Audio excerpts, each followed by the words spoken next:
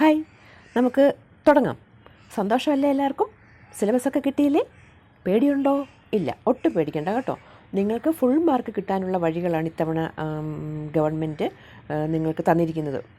പിന്നെ എന്താണ്, നിങ്ങൾക്ക് കുറച്ച് കോൺഫിഡൻസ് കൂടി ഉണ്ടാക്കണം. ഈ കോവിഡ് പശ്ചാത്തലം, കോവിഡ്-19, കൊറോണ മഹാമാരി, വൈറസ്, ഇതൊന്നും വേണ്ട നിങ്ങൾക്ക് കേട്ടോ. ഇതൊക്കെ അങ്ങ് മറന്നു കളഞ്ഞേക്കുക, ഈ വാക്കുകളൊക്കെ. എന്നിട്ട് അതിന് പകരം നമ്മൾ ഫുൾ കോൺഫിഡൻസ്, പോസിറ്റീവായിട്ടുള്ള ആ എനർജി ഇങ്ങോട്ട് ആവാഹിച്ചെടുക്കണം. എങ്ങനെയെന്നറിയാവോ? ഇവിടെ നീയും ജാഗ്രത വേണം, നേടണം നാം പൊതുമലയാളം. ഡോക്ടർമാർ മാലാഖകളും പോലീസും രക്ഷകരായി പ്രഭാസാന്ദ്രമാകും കേരളം. അങ്ങനെ കേരളം വീണ്ടും പ്രഭാസാന്ദ്രമാകുന്ന ഒരു കാലം നമ്മൾ മുന്നിൽ കാണുക. നിങ്ങളെല്ലാ കൂട്ടുകാർക്കും, എല്ലാ കുട്ടികൾക്കും നല്ലത് മാത്രം ആശംസിക്കുന്നു. ഓട്ടെ, അപ്പോൾ ഇനി നമുക്ക് ക്ലാസ്സിലേക്ക് കിടക്കാം. SSLCയുടെ ഇംഗ്ലീഷിൻ്റെ ഫോക്കസ് ഏരിയ ഏതൊക്കെയാണെന്നാണ് നമ്മൾ ഡിസ്കസ് ചെയ്യുന്നത്. ഇതിനകം നിങ്ങളെല്ലാവരും അറിഞ്ഞു കാണും. അപ്പോൾ ഫോക്കസ് ഏരിയ എന്ന് പറഞ്ഞാൽ, അപ്പോൾ നിങ്ങൾക്ക് എത്ര യൂണിറ്റ് ഉണ്ട്? ടോട്ടൽ 5 യൂണിറ്റ് ഉണ്ട്.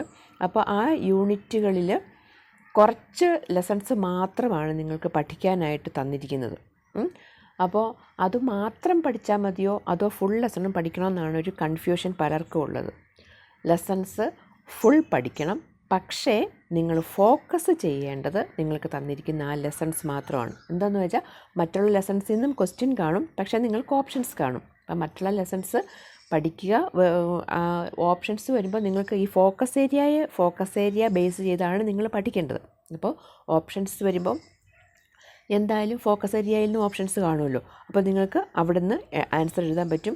അപ്പം ഫുൾ മാർക്ക് വാങ്ങിക്കാം. A+ അല്ല, നിങ്ങൾക്ക് full mark 100 out of 100 mark അല്ലെങ്കിൽ 80 ഔട്ട് ഓഫ് 80 മാർക്ക് നിങ്ങൾക്ക് വാങ്ങിക്കാൻ പറ്റുന്ന വിധത്തിലാണ് ഈ ഫോക്കസ് ഏരിയ ക്രിയേറ്റ് ചെയ്തിരിക്കുന്നത്. അപ്പോൾ അതായത് നിങ്ങൾ പ്രവേശന പരീക്ഷയ്ക്ക് അല്ലെങ്കിൽ എൻട്രൻസ് എക്സാമിന് അല്ലെങ്കിൽ വേറെ ഹയർ സ്റ്റഡീസിനൊക്കെ പോകുന്നവർക്കും കൂടി ബാധകമാകുന്ന, അല്ലെങ്കിൽ അവർക്കും കൂടി എല്ലാ എക്സാമും ഫേസ് ചെയ്യാൻ ആവശ്യമായ കോൺഫിഡൻസ് തരുന്ന ക്വസ്റ്റ്യൻസ് ആയിരിക്കും ഫോക്കസ് ഏരിയയിൽ നമ്മൾ ഫോക്കസ് ചെയ്യുന്നത്. ഇപ്പോൾ നമുക്ക് നിങ്ങളുടെ ലെസൺസ് ഏതൊക്കെയാണെന്ന് നോക്കി. യൂണിറ്റിൽ നമുക്ക് adventures in a banyan tree, snake and the mirror, lions return in early spring, project tiger, best investment I ever made, ballad of father Gilligan. അപ്പോൾ ഇത്രയും ലെസൺസ് മാത്രമാണ് നിങ്ങൾക്ക് പഠിക്കാനുള്ളത് അല്ലേ? 6 ലെസൺസേ ഉള്ളൂ. ഇതാണ് നിങ്ങളുടെ ഫോക്കസ് ഏരിയ. അപ്പോൾ മറ്റുള്ള ലെസൺസ് പഠിക്കണ്ടേന്ന് ചോദിച്ചാൽ അതൊന്ന് നോക്കണം. അപ്പോൾ ഓപ്ഷൻസ് വരുന്നതുകൊണ്ട് അതിനെക്കുറിച്ചൊന്നും പേടിക്കേണ്ട. നിങ്ങൾക്ക് ടീച്ചേഴ്സ് ഇതിനോടൊക്കെ എല്ലാം പറഞ്ഞു തന്നിട്ട് കാണും. അപ്പോൾ ഈ ലെസൺസ് എന്താണെന്ന് വെച്ചാൽ അറിയാം, നിങ്ങളിത് പച്ചവെള്ളം പോലെ ലെസൺസ് എന്താ ചെയ്യേണ്ടതെന്ന് വെച്ചാൽ ഓരോ ലെസണും പോയവും ഒരു 3-4 ടൈംസ് നിങ്ങൾ വായിക്കുക. അപ്പോൾ വേറൊന്നും അധികം പഠിക്കാനില്ലല്ലോ, അതായത് മറ്റുള്ള ഭാഗങ്ങൾ നിങ്ങൾക്ക് പഠിക്കാനില്ല. അതുകൊണ്ട് തന്നെ ഈ ലെസൺസ് കൂടുതൽ പ്രാവശ്യം വായിക്കുക. ഒരു 3 ടൈംസ് നിങ്ങൾ വായിച്ചാൽ അപ്പോൾ അതിനകത്ത് വരുന്ന ന്യൂ വേർഡ്സൊക്കെ നിങ്ങളൊന്ന് അണ്ടർലൈൻ ചെയ്യുക. ഒരു പ്രാവശ്യം എഴുതിയാൽ അത് നിങ്ങൾ ഓർത്തിരിക്കും. ഒരു പ്രാവശ്യം മാത്രം ഒന്ന് എഴുതി പഠിക്കുന്നത്, പണ്ടൊക്കെ നിങ്ങൾ ഒരു 10, 15, 20 ടൈംസൊക്കെ എഴുതി പഠിച്ചിട്ടുണ്ടെങ്കിൽ ഇപ്രാവശ്യം എന്താ ചെയ്യേണ്ടതെന്ന് വെച്ചാൽ ഈ ഓരോ ടെക്സ്റ്റിലും ഓരോ ലെസണിലും വരുന്ന ന്യൂ വേർഡ്സ്, പുതിയ വാക്കുകൾ നിങ്ങൾ ഒരൊറ്റ പ്രാവശ്യം ഒന്ന് എഴുതി നോക്കുക. പിന്നെ അതൊരിക്കലും മറക്കില്ല. അങ്ങനെ ഓരോ ലെസണും പഠിക്കുക, ഒരു 3 ടൈംസ് വായിക്കുക. അതിനെക്കുറിച്ച് സമ്മറി ഒന്ന് എഴുതാൻ പറ്റുമെങ്കിൽ എഴുതി നോക്കുക. ലെസണിൻ്റെ സമ്മറി ഒന്ന് എഴുതാൻ പറ്റുമെങ്കിൽ എഴുതി നോക്കുക. അല്ലെങ്കിൽ സമ്മറി ഒന്ന് വെറുതെ ഒന്ന് ആലോചിച്ച് നോക്കുക. അപ്പോൾ നിങ്ങൾക്ക് കിട്ടും. അപ്പോൾ ഇങ്ങനെ ആലോചിച്ച് നോക്കുമ്പോഴാണ് നമുക്ക് എവിടെയൊക്കെ വേർഡ്സ് നമ്മൾക്ക് വൊക്കാബുലറി ഇല്ലാതിരിക്കുന്നതിൻ്റെ പ്രധാന കാരണം നമ്മൾ ഒന്നും ചിന്തിക്കുന്നില്ല എന്നുള്ളതാണ്. അപ്പോൾ പഠിച്ച ഭാഗങ്ങൾ വെറുതെ അതുപോലെ തന്നെ ഒന്ന് ചിന്തിച്ച് നോക്കിയാൽ നിങ്ങൾക്ക് മനസ്സിലാകും നിങ്ങൾക്ക് എന്തുമാത്രം വാക്കുകൾ കിട്ടാതെയുണ്ട്, എത്രമാത്രം നിങ്ങൾ ബുദ്ധിമുട്ടുന്നുണ്ട് ഓരോ വാക്കുകൾ കിട്ടാനായിട്ടല്ലേ. അപ്പോൾ അങ്ങനെ വരുമ്പോഴാണ് ഈ പുതിയ വാക്കുകൾ എഴുതി പഠിക്കുമ്പോൾ അതിൻ്റെ ഇമ്പോർട്ടൻസ് വരുന്നത്. ഓക്കെ, അപ്പോൾ നിങ്ങൾ അങ്ങനെ എഴുതി പഠിക്കുക.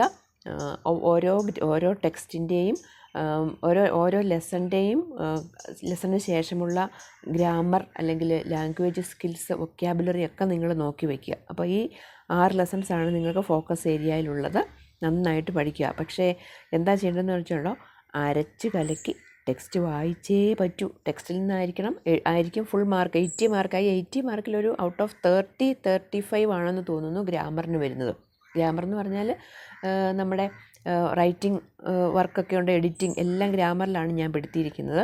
അപ്പോൾ ടെക്സ്റ്റ് നന്നായിട്ട് വായിക്കുക. ടെക്സ്റ്റിൽ നിന്ന് പുറത്തുനിന്ന് ഒരു ക്വസ്റ്റ്യൻ നിങ്ങൾക്ക് വരില്ല. ടെക്സ്റ്റിൽ നിന്ന് മാത്രമായിരിക്കും ക്വസ്റ്റ്യൻസ് വരിക. അപ്പോൾ പുറത്തുനിന്ന് വരുന്ന അൺസീൻ പാരഗ്രാഫ് ഉണ്ട്, അത് വേറെ. അൺസീൻ പോയം, അൺസീൻ പാരഗ്രാഫ് ഒക്കെ ഉണ്ട്. അപ്പോൾ അതൊക്കെ നിങ്ങൾക്ക് പറഞ്ഞ് തരാം. അതിനുള്ള ടിപ്സ് എങ്ങനെയൊക്കെ എഴുതാം, ചെറിയ നല്ല നല്ല വേർഡ്സ്, നല്ല സെൻറ്റൻസ് ഒക്കെ അടുത്ത വീഡിയോയിൽ ഞാൻ ഇടുന്നുണ്ട്. അപ്പോൾ അത് കേൾക്കുക. ഓക്കെ, ഇവിടെ എഴുതിയിട്ടുണ്ട് നത്തിങ് ഒഫീഷ്യൽ അബൌട്ട് ഇറ്റ് ആഹാന്ന് എന്ന് പറഞ്ഞാൽ അതൊന്നും അവർ പറയില്ല. ടെക്സ്റ്റ് വായിച്ച് പഠിക്കണമെന്ന് ഗവൺമെൻറ് പറയില്ല. അപ്പോൾ അത് നിങ്ങളുടെ റെസ്പോൺസിബിലിറ്റിയാണ്, ടെക്സ്റ്റ് നന്നായിട്ട് വായിക്കുക എന്നുള്ളത്. ഓക്കെ, ഇനി നമ്മൾ നോക്കി, നിങ്ങൾക്ക് ഗ്രാമറിന് വരുന്ന ഭാഗങ്ങളാണ്. എഡിറ്റിംഗ് കാണും, പിന്നെ reported speech, question tag, phrasal verb, prepositions, if clause, പിന്നെ noun phrase, verb phrase, prepositional phrase ഒക്കെ. അപ്പോൾ ഇതൊക്കെയാണ് നിങ്ങൾക്ക് ഗ്രാമറിന് ചോദിക്കാൻ സാധ്യതയുള്ളതെന്നല്ല, 100% ഇതൊക്കെ വരുന്നതാണ്. Editing, reported speech, question tag, phrasal verb, preposition, if clause, പിന്നെ noun phrase, verb phrase, prepositional phrase ഒക്കെ. അപ്പോൾ ഇതിനെക്കുറിച്ചുള്ള വീഡിയോസ് എല്ലാം നമ്മുടെ ഈ ചാനലിൽ ഞാൻ ഇട്ടിട്ടുണ്ട്. അത് +1 +2കാർക്ക് വേണ്ടിയിട്ടും പിന്നെ ഈ കോമ്പറ്റീറ്റീവ് എക്സാം എഴുതുന്നവർക്ക് വേണ്ടിയിട്ടും ഒക്കെയുള്ള ചാനൽ നേരത്തെ മുതൽ ഇതെല്ലാം ഞാൻ ഇട്ടിട്ടുണ്ട്. ഇപ്പോൾ ഇടാത്തത് എഡിറ്റിംഗ് മാത്രമേ, കുറച്ച് മാത്രമേ എഡിറ്റിംഗ് ഇട്ടിട്ടുള്ളൂ, ബാക്കിയെല്ലാം ഞാൻ ഇട്ടിട്ടുണ്ട്. അപ്പോൾ ഈ വീഡിയോയിൽ നിങ്ങളത് കണ്ടു നോക്കുക, എല്ലാം പഠിക്കുക. അപ്പോൾ അതിൻ്റെ ലിങ്ക്, ഓരോന്നിൻ്റെയും ലിങ്ക് ഞാൻ താഴെ കൊടുക്കാം. അപ്പോൾ അത് നിങ്ങൾ ചെയ്ത് പഠിക്കുക.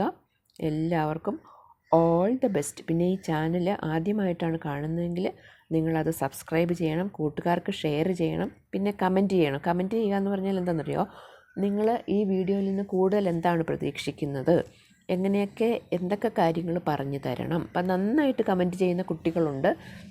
അപ്പം നിങ്ങളോട് വേറൊരു കാര്യം പറയാനുള്ളത്, ഈ +2 എക്സാമിൻ്റെ ഇമ്പ്രൂവ്മെൻ്റ് ആയിരുന്നു കഴിഞ്ഞ ആഴ്ച. അപ്പം അവിടെ ഞാൻ നേരത്തെ കൊടുത്തിരുന്ന 2-3 ക്വസ്റ്റ്യൻസ് അതേപടി ഇപ്രാവശ്യത്തെ ക്വസ്റ്റ്യൻ ഉണ്ടായിരുന്നു എന്ന് പറഞ്ഞതുപോലെ തന്നെ നിങ്ങൾ ഈ ചാനൽ നോക്കുക. നിങ്ങൾക്ക് ആവശ്യമുള്ള ക്വസ്റ്റ്യൻസ് ഇതിൽ നിന്ന് കിട്ടും, ഗ്രാമറിൻ്റെ പ്രത്യേകിച്ചും. അപ്പോൾ ബാക്കിയുള്ള ടിപ്സൊക്കെ ഞാൻ ഈ വഴിയേ ഇടുന്നതാണ്. നിങ്ങൾ എന്തായാലും മറക്കാതെ ചാനൽ സബ്സ്ക്രൈബ് ചെയ്യുക. ഇതിൻ്റെ ബാക്കിയുള്ള നോട്ടിഫിക്കേഷൻസ് അടുത്ത ദിവസങ്ങളിൽ നിങ്ങൾക്ക് വരുന്നതാണ്. അപ്പോൾ ആ നോട്ടിഫിക്കേഷൻസ് കിട്ടണം എന്നുണ്ടെങ്കിൽ ആ ബെല്ലൈക്കൺ കൂടി ഒന്ന് പ്രസ് ചെയ്യണം കേട്ടോ. അപ്പോൾ നിങ്ങൾ കാര്യങ്ങളൊക്കെ പിടികിട്ടിയില്ലേ? അപ്പം പിടി കിട്ടിയെങ്കിൽ അത് വിടരുത്. നന്നായിട്ട് നിങ്ങളുടെ കോൺഫിഡൻസ് 100% നിങ്ങളുടെ കോൺഫിഡൻസ് ഇങ്ങനെ പോസിറ്റീവ് എനർജികളെല്ലാം ഇങ്ങനെ ആവാഹിച്ച് മനസ്സിൽ വെച്ചിരിക്കുക, പ്രാർത്ഥിക്കുക. നിങ്ങൾക്ക് ചെയ്യാനുള്ള വർക്ക് നിങ്ങൾ 100% പെർഫെക്റ്റായിട്ട് ചെയ്യുക. ബാക്കി എല്ലാം ദൈവം നോക്കിക്കോളും കേട്ടോ. അപ്പോൾ ഓൾ ദ ബെസ്റ്റ്.